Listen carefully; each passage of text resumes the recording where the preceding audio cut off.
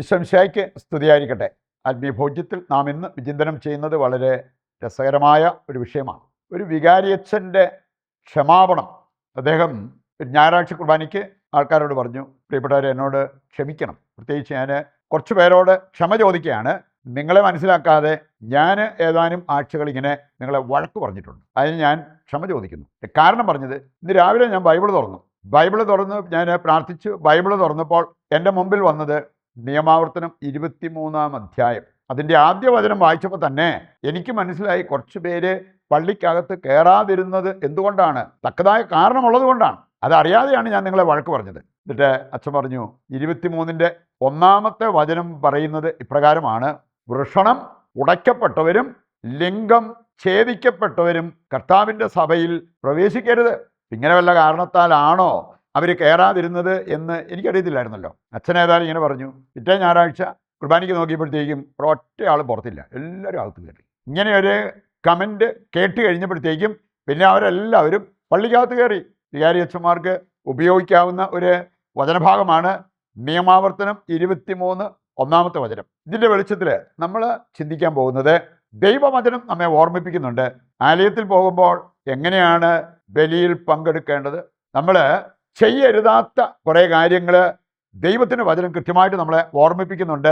ആ കാര്യങ്ങൾ ഒരു കാരണവശാലും ചെയ്യരുതാത്തവർക്കാണ് ദൈവത്തിൻ്റെ കൃപയും അനുഗ്രഹവും ലഭിക്കുക. നമുക്കിത് മനസ്സിൽ വെച്ചുകൊണ്ട് ഏതാനും ചില കാര്യങ്ങൾ. ഒന്നാമതായിട്ട് നമ്മൾ ചിന്തിക്കുന്നത്, ദൈവം വിലക്കിയവ ചെയ്താൽ നമുക്ക് നാശം, തലമുറയ്ക്കും നാശം. ഇത് കർത്താവിൻ്റെ വചനം കൃത്യമായിട്ട് നമ്മെ ഓർമ്മിപ്പിക്കുന്ന ഒരു കാര്യമാണ്. ദൈവം വിലക്കിയവ ഒരു കാരണവശാലും നമ്മൾ ചെയ്യരുത്.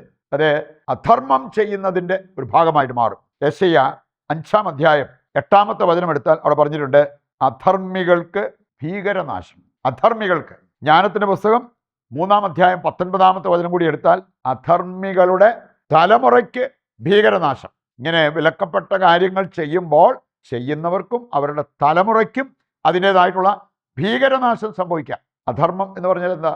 ഈ വചനഭാഗത്തിൻ്റെ ഇംഗ്ലീഷ് ട്രാൻസ്ലേഷൻ വായിച്ചാൽ അവിടെ പറഞ്ഞിട്ടുണ്ട്, ഡൂയിങ് ഇല്ലിസിറ്റ് ഡീഡ്സ് എന്ന് പറഞ്ഞാൽ വിലക്കപ്പെട്ട കാര്യങ്ങൾ, വിലക്ക് ലംഘിക്കുന്നത്, ദൈവം അരുത് എന്ന് പറഞ്ഞ കാര്യങ്ങൾ ചെയ്യുന്നതാണ് അധർമ്മം. അങ്ങനെ സംഭവിച്ചു കഴിഞ്ഞാൽ ചെയ്യുന്നവർക്കും അവരുടെ തലമുറയ്ക്കും വരാവുന്ന ഭീകരനാശത്തെക്കുറിച്ച് ഈ 2 വചനങ്ങൾ നമ്മെ ഓർമ്മിപ്പിക്കുക. നിയമാവർത്തനം 23-ന്റെ 1-ാമത്തെ വചനം നമ്മൾ കണ്ടു. ഇനി അതിൻ്റെ 18-ാമത്തെ വചനം കൂടി എടുത്താൽ അവിടെ പറഞ്ഞിട്ടുണ്ട്, വേശ്യയുടെ വേതനമോ നായയുടെ കൂലിയോ ആലയത്തിലേക്ക് കൊണ്ടുവരരുത്. കർത്താവ് അതിൽ പ്രസാദിക്കുന്നില്ല, അത് കൊടുത്തിട്ട് കാര്യമൊന്നുമില്ലെന്ന്. വേശ്യാവൃത്തി ചെയ്തുണ്ടാക്കിയ പണം. നായ എന്ന് പറഞ്ഞാൽ ആൺവേശ്യ.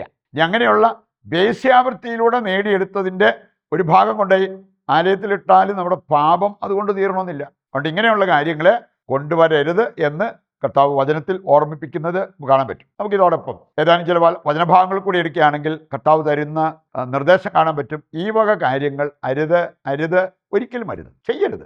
അങ്ങനെയുള്ളവർക്കാണ് ഐശ്വര്യമുണ്ടാവുക, നല്ല ഭാവി ഉണ്ടാവുക, ജീവിത വിജയം ഉണ്ടാവുക, സ്വർഗത്തിൽ പോകാനുള്ള യോഗ്യത ലഭിക്കുക. റോമ 12:2 ലോകത്തെ അനുകരിക്കരുത്. നമുക്കെല്ലാവർക്കും ഒരു പ്രവണതയുണ്ട്, എന്തെങ്കിലുമൊക്കെ ആരെങ്കിലും കാണിച്ചു കൂട്ടുമ്പോൾ ഉടനെ അത് ലൗകികർക്ക് ചേർന്നതാണോ ആത്മീയർക്ക് ചേർന്നതാണോ എന്ന് പോലും നോക്കാതെ കണ്ട് അതിനെ അനുകരിക്കുക, ലോകത്തെ അനുകരിക്കുക. ലോകത്തെ ഒരിക്കലും അനുകരിക്കരുത്. നമ്മൾ ദൈവത്തിൻ്റെ മക്കളാണ്. വചനമനുസരിച്ച് ജീവിക്കാൻ നമുക്ക് സാധിക്കണം എന്നുള്ളത് കർത്താവ് ഓർമ്മിപ്പിക്കുക. നിയമാവർത്തനം 18:9 മുതൽ വായിച്ചാലോ, ദുരാചാരങ്ങൾ അനുകരിക്കരുത്. മാന്ത്രിക വിദ്യകളോ ക്ഷുദ്രപ്രയോഗങ്ങളോ അങ്ങനെ പല കാര്യങ്ങൾ അതുമായി ബന്ധപ്പെട്ട് നമ്മൾ പൂജിച്ച ഭസ്മം തുടങ്ങി പൂജാരിയുടെ അടുത്ത് പോകുന്നിടം വരെ ഉള്ള കാര്യങ്ങൾ ഇതുമായി ബന്ധപ്പെട്ടതാണ്. അങ്ങനെയുള്ള ദുരാചാരങ്ങൾ നിന്റെ ചുറ്റുപാടുള്ളവരായി ചെയ്തേക്കാൻ നീ പോകരുത്. നീ ദൈവത്തിൻ്റെ മകനാണ്, നീ ദൈവത്തിൻ്റെ മകളാണ്, നിനക്കിത് ചേർന്നതല്ല എന്നുള്ളത് വചനം നമ്മെ ഓർമ്മിപ്പിക്കുക. 3 യോഹന്നാൻ ഒരു അധ്യായമേ ഉള്ളൂ. അതിൻ്റെ 11-ാമത്തെ വചനം എടുത്താൽ അവിടെ പറഞ്ഞിട്ടുണ്ട്, തിന്മയെ അനുകരിക്കരുത്, നന്മയെ അനുകരിക്കാം. തിന്മയെ അനുകരിക്കരുത് എന്നുള്ളത് മറ്റാരെങ്കിലും തിന്മ ചെയ്യുമ്പോൾ അവർ ചെയ്യുന്നുണ്ടല്ലോ, പിന്നെ എന്തുകൊണ്ട് എനിക്കായിക്കൂടാ? അങ്ങനെ ചെയ്യാനുള്ള ഒരു അവകാശം നമുക്കില്ല എന്നുള്ളത് വചനം നമ്മെ ഓർമ്മിപ്പിക്കുക. നിയമാവർത്തനം 12:31 വായിച്ചാൽ അവിടെ പറഞ്ഞിട്ടുണ്ട്, വിഗ്രഹാരാധകരെ അനുകരിക്കരുത്. ഏത് രീതിയിലുള്ള വിഗ്രഹാരാധന നടത്തുന്നവരാണെങ്കിലും വിഗ്രഹാരാധന ഒരു വൻ പാപമാണ്. അപ്പോൾ അത് നമ്മുടെ കുടുംബം കൊളന്നോട്ടുന്ന, നമ്മുടെ അടിവേരറക്കുന്ന ഒരു പാപമാണ്. അങ്ങനെയുള്ള പ്രവൃത്തികൾ ചെയ്യുന്നവരെ അനുകരിക്കരുത് എന്ന് വചനം നമ്മെ ഓർമ്മിപ്പിക്കുക. വ്യഭിചാരികളെ അനുകരിക്കരുത്. 1 കൊറിന്തോസ് 10-ാം അധ്യായം 8-ാമത്തെ വചനം എടുത്താൽ അതിൻ്റെ സന്ദേശം അതാണ്.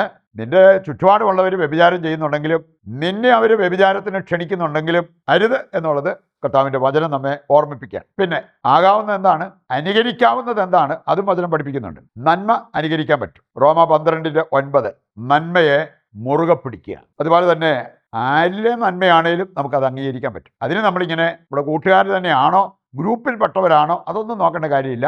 ആരിലെയും നന്മ നമുക്ക് അനുകരിക്കാൻ പറ്റും. മർക്കോസ് 9:38 മുതൽ വായിക്കുമ്പോൾ യോഹന്നാൻ പറയുന്നൊരു കാര്യം, ഞാൻ നിന്റെ നാമത്തിൽ അത്ഭുതം ചെയ്യുന്ന ഒരാളെ കണ്ടു, പക്ഷേ ഞാൻ അവനെ വിലക്കി. എന്താ കാരണം?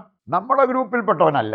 കർത്താവ് പറഞ്ഞത് നന്മ ആര് ചെയ്താലും അത് നന്മയാണ്. അങ്ങനെ ആരിൽ നന്മ കണ്ടാലും അത് അനുകരിക്കാൻ നമുക്ക് സാധിക്കണം. നല്ലവരെ അനുകരിക്കാൻ പറ്റും. 1 കൊരിന്ത്യർ 11:1 പൗലോസ് പറയുന്നുണ്ട്, നിങ്ങൾക്ക് എന്നെ അനുകരിക്കാം, കാരണം ഞാൻ യേശുവിനെ അനുകരിക്കുന്നവരാണ്. നല്ലവരാരാ?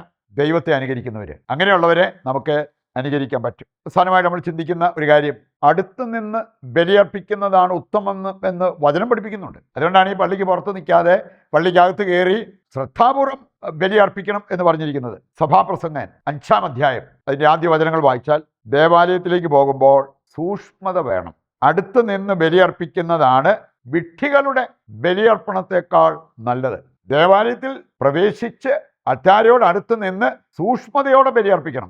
അങ്ങനെയൊക്കെ അർപ്പിച്ചിരുന്നെങ്കിൽ നമ്മുടെയൊക്കെ ജീവിതത്തിൽ എന്തുമാത്രം നേട്ടങ്ങൾ ഇതിനോടകം ഉണ്ടാകേണ്ടതായിരുന്നു. അപ്പോസ്തല പ്രവർത്തനം 8-ാം അധ്യായം 6 മുതൽ വായിക്കുമ്പോൾ ഈ ബലിയർപ്പണമാണെങ്കിലും പ്രാർത്ഥനയാണെങ്കിലും ഏക മനസ്സോടെ നമുക്കത് ചെയ്യാൻ പറ്റണം. നമ്മൾ ആരോടെങ്കിലുമൊക്കെ മനസ്സിൽ വെറുപ്പും വിദ്വേഷവും വെച്ച് കുർബാനയ്ക്ക് പോയാലോ ഏക മനസ്സോടെ ബലിയർപ്പിക്കാൻ നമുക്ക് പറ്റത്തില്ല. ഏക മനസ്സോടെ പ്രാർത്ഥിക്കാനും നമുക്ക് പറ്റത്തില്ല. അവിടെ നമ്മൾ ആ പ്രാർത്ഥനയുടെ ബലിയർപ്പണത്തിൻ്റെ സൽഫലം അനുഭവിക്കണമെന്നില്ല. അവസാനമായിട്ട് ഒരു വചനം കൂടി എടുക്കുകയാണെങ്കിൽ ഹെബ്രായ ലേഖനം 10:22 അവിടെ പറഞ്ഞിട്ടുണ്ട്, ബലിയർപ്പിക്കുമ്പോൾ ബലി നമുക്ക് അനുഭവമാകണമെങ്കിൽ ഒന്ന് സത്യഹൃദയത്തോടെ ബലിയർപ്പിക്കണം. സത്യസന്ധത വളരെ പ്രധാനപ്പെട്ടതാണ്. രണ്ടാമത്തേത് ശുദ്ധ മനസ്സോടുകൂടെ ബലിയർപ്പിക്കണം. നമ്മൾ പാപത്തിൽ മുഴുകിയിരിക്കുമ്പോൾ ശുദ്ധ മനസ്സാക്ഷി നമുക്ക് ഉണ്ടാകത്തില്ല. തെറ്റായ കാര്യങ്ങളിൽ വ്യാപരിക്കുമ്പോൾ നമുക്കത് ചെയ്യാൻ പറ്റത്തില്ല.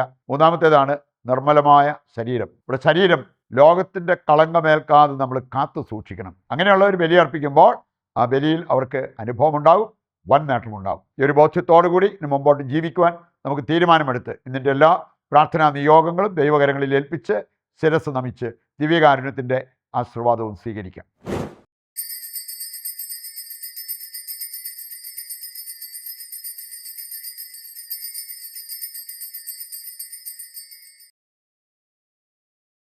ഈശോമിശിഹായ്ക്ക് സ്തുതിയായിരിക്കട്ടെ. മറ്റൊരു എപ്പിസോഡുമായി നാളെ വീണ്ടും നമുക്ക് ഒന്നിക്കാം. ദൈവം നിങ്ങളെ സമൃദ്ധമായി അനുഗ്രഹിക്കട്ടെ.